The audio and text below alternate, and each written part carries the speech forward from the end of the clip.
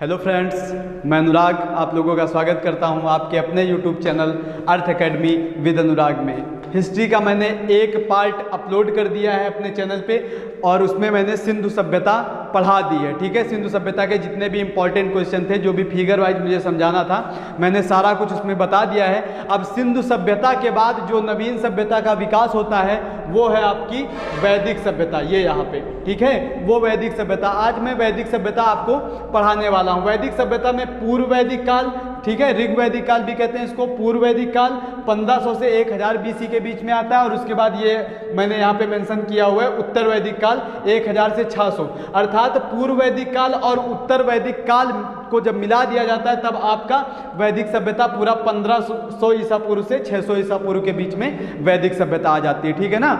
और वैदिक सभ्यता का जो प्रमाण मिला है ये हमें वेदों से मिला है, इसलिए हम इन्हीं में वेदों को भी पढ़ेंगे। और सबसे पुराना वेद आपका ऋग्वेद है। ऋग्वेद थोड़ा सा ज़्यादा इंपॉर्टेंट हो जाता है, ऋग्वेद से ज़्यादा प्रश्न पूछे जाते हैं। ठीक है ना।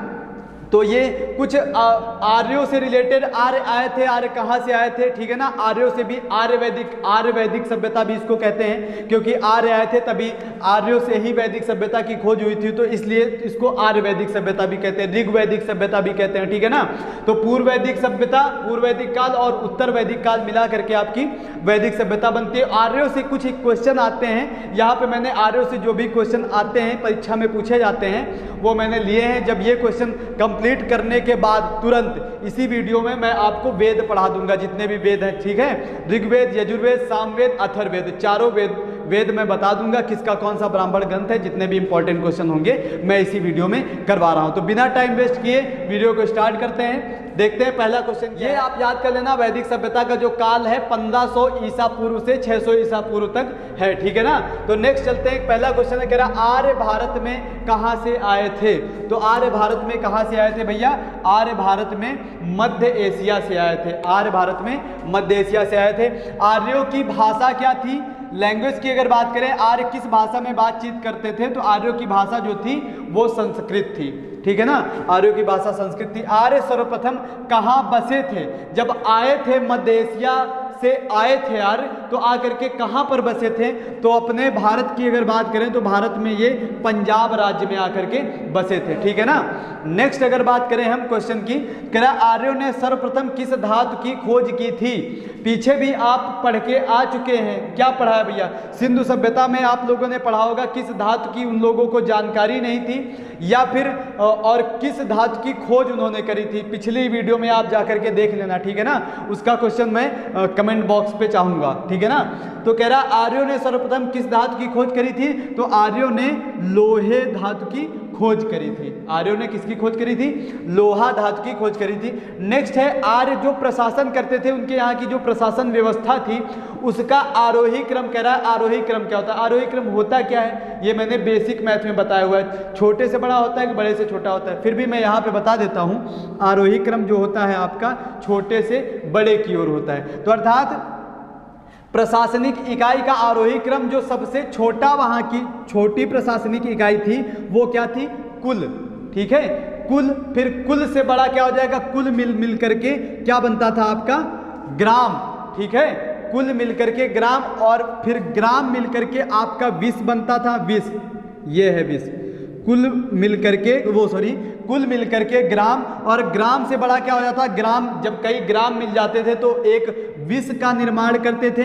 फिर विस मिल करके जन बनता था आपका, और कई जन मिल करके एक राष्ट्र बनता था। तो इस प्रकार से वो लोग अपने यहाँ की, ठीक है, आर्य लोग अपने यहाँ की प्रशासनिक इकाई को नियंत्रित करते थे, संचालित करते थे। ठीक है ना। तो आप इसको देख लीजिए, ये कुछ इंपॉर्टेंट क्वेश्चन है आर्यों से, और इसके बाद मैं आपको वेद पढ़ाने जा रहा हूँ। ठीक है ना, इसका स्क्रीनशॉट ले लीजिए, फिर मैं वेद बताता हूँ।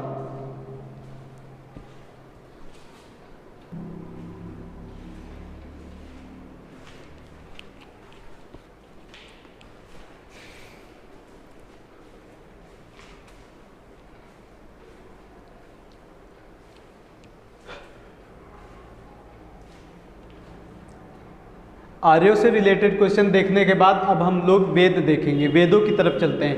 वेद के कितने प्रकार होते हैं? वेद के 4 प्रकार होते हैं, जैसा कि अभी मैंने थोड़ी देर पहले बताया था। कौन कौन से?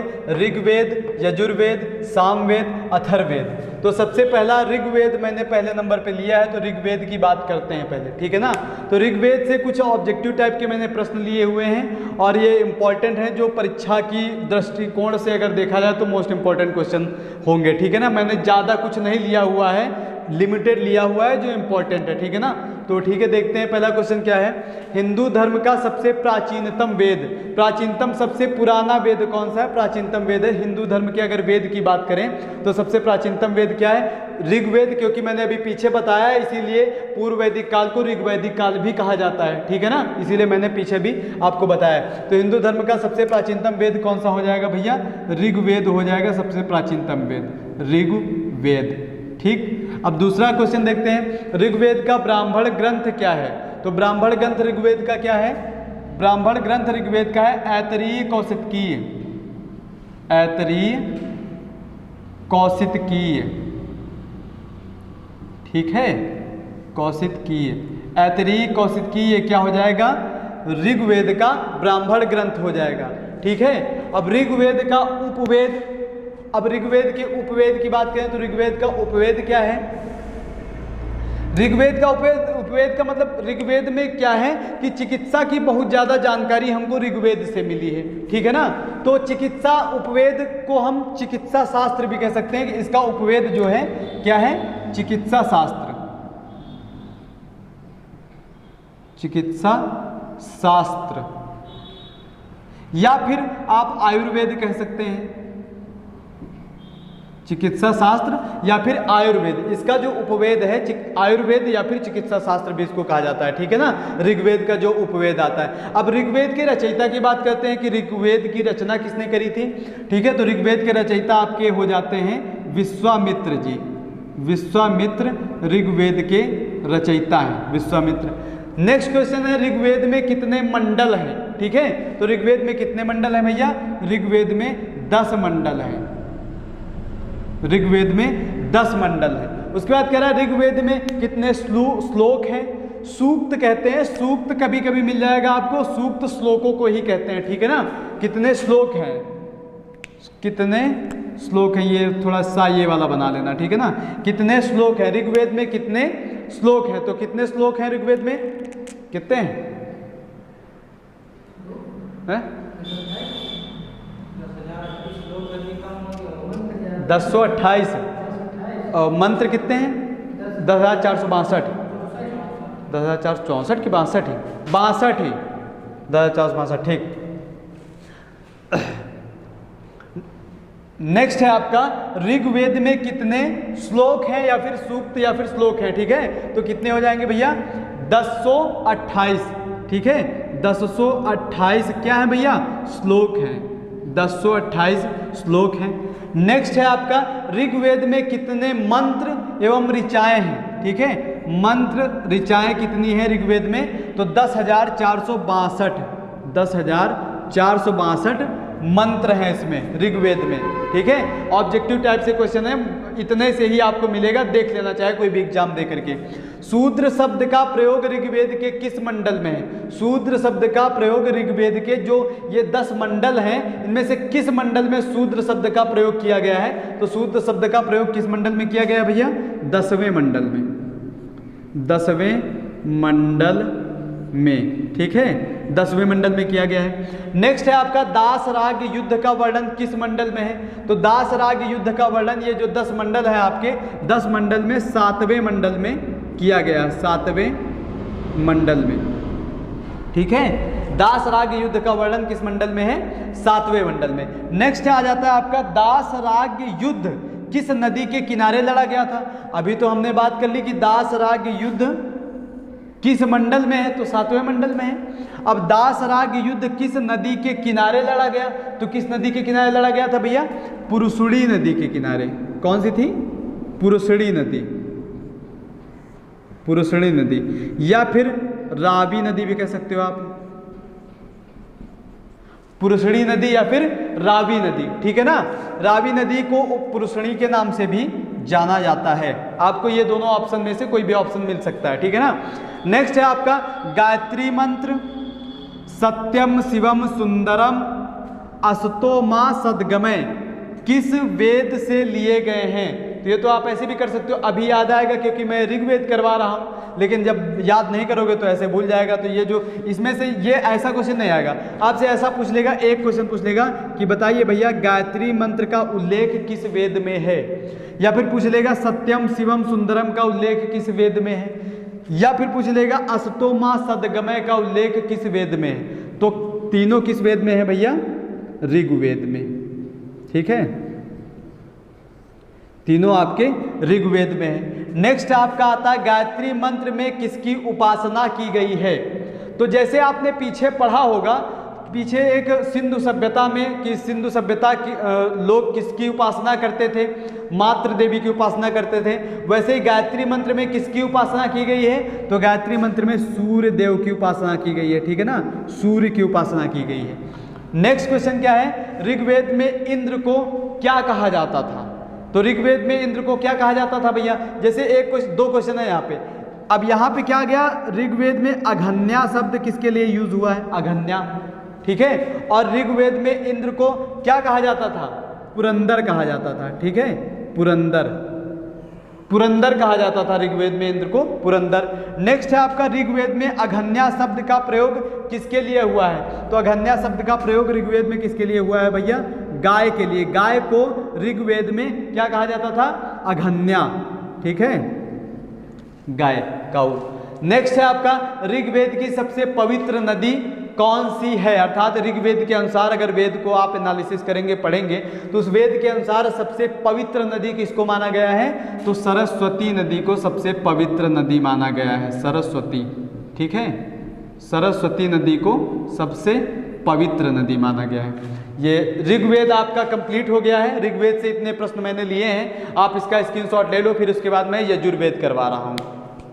नेक्स्ट ये वेद हैं आपके यजुर्वेद, सामवेद और अथर्ववेद। इनसे ज़्यादा क्वेश्चन नहीं बनते हैं, इसलिए जितने भी क्वेश्चन बने हैं मैंने एक ही पार्ट में ले लिया है। तो ठीक है, देखते हैं पहला यजुर्वेद से क्वेश्चन क्या है।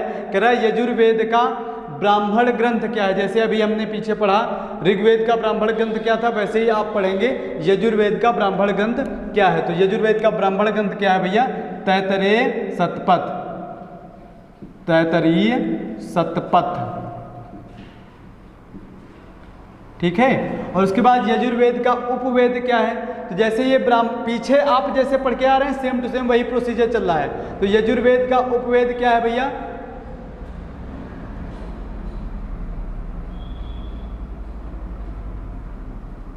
अरे यार भूल गए, गंधर्ववेद का है, धनुर्वेद, हाँ धनुर्वेद, हम कहते धावती पला नहीं याद है, धनुर्वेद, धनुर्वेद, या फिर इसको आप युद्ध शास्त्र भी कह सकते हैं, ठीक है, युद्ध शास्त्र, ठीक है, धनुर्वेद या फिर युद्ध शास्त्र। नेक्स्ट क्वेश्चन है आपका, कौन सा वेद गद्य एवं पद्य दोनों में लिया गया है। ये मोस्ट इंपॉर्टेंट क्वेश्चन है भैया, पूछा गया है कई बार कि कौन सा वेद गद्य एवं पद्य दोनों से लिया गया है। तो अच्छा कौन सा वेद हो जाएगा, तो ये आपका लिखा ही है, उसी पे लिख ही रहे हैं, तो यजुर्वेद हो जाएगा, ठीक है, यजुर्वेद। यज्ञ संबंधी विधि विधानों का पता कहाँ से चलता है।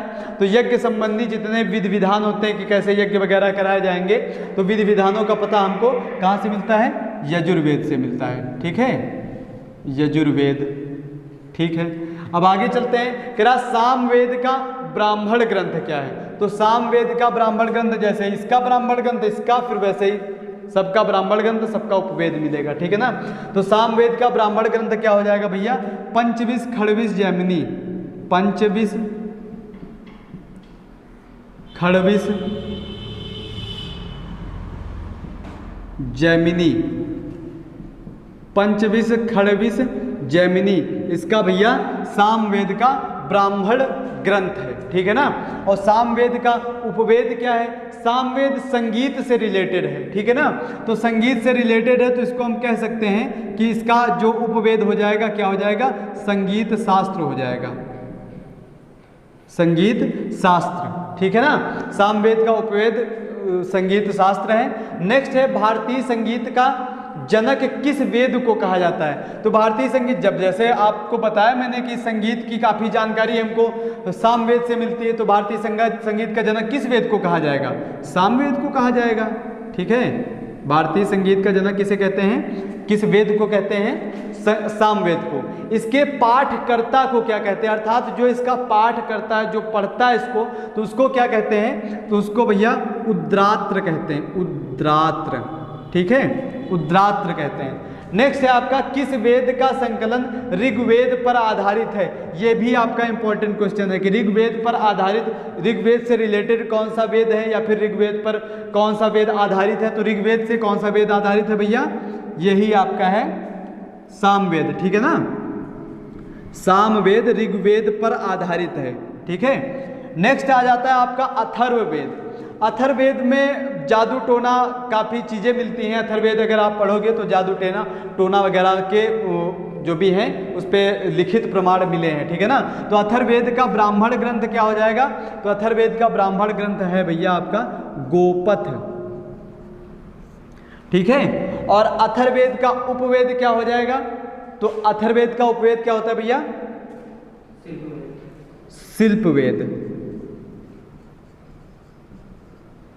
शिल्पवेद, क्योंकि अथर्ववेद, अब भवन शिल्पवेद का शिल्पकार किसे कहते हैं, अच्छा जो भवन निर्माण करता है या फिर और शिल्प कलाएं जिसको आती हैं, तो शिल्पकला। अब यहाँ पे आपको भवन निर्माण भी मिल सकता है आपको, ठीक है, भवन निर्माण मिल जाए तो इसी से रिलेटेड जैसे कुछ मिल जाए, ठीक है। अब यहाँ पे है संगीत शास्त्र। अब गाना बजाना कुछ लिख करके दे दे तो गलत नहीं होगा, ठीक है ना। तो संगीत शास्त्र से रिलेटेड जो भी होगा वो उपवेद में हो जाएगा। वैसे आपका नेक्स्ट जो अभी हम बता ही रहे थे, जादू टोना, वशीकरण, अंधविश्वास वाली जो भी चीज़ें हैं वो हमको किस वेद से मिलती हैं, तो वो हमको अथर्ववेद से मिलती हैं, ठीक है ना, वो हमको अथर्ववेद से मिलती हैं, ठीक है। तो ये आपके वेद आज से आपके कंप्लीट हो जाते हैं और ये वैदिक सभ्यता भी यहाँ से समाप्त हो जाती है। जितने भी इंपॉर्टेंट क्वेश्चन थे हमने करवा दिए। हाँ, पीछे मैं आपको कुछ बताना भूल गया हूँ थोड़ा सा, तो वो मैं आपको थोड़ा सा यहाँ पे मेंशन करवा देता हूँ। याद करवाना, बताना तो मैंने सब कुछ उचित समझाया बताया है, लेकिन कुछ याद कराने लायक जैसे क्या था आपका था, एक शूद्र शब्द का वर्णन किस मंडल में है, ठीक है। शूद्र शब्द का वर्णन किस मंडल में, शूद्र शब्द का वर्णन किस मंडल में है, किस मंडल में है। एक ये क्वेश्चन था। एक था दास राग युद्ध का वर्णन किस मंडल में है, दास राग युद्ध का वर्णन किस मंडल में है।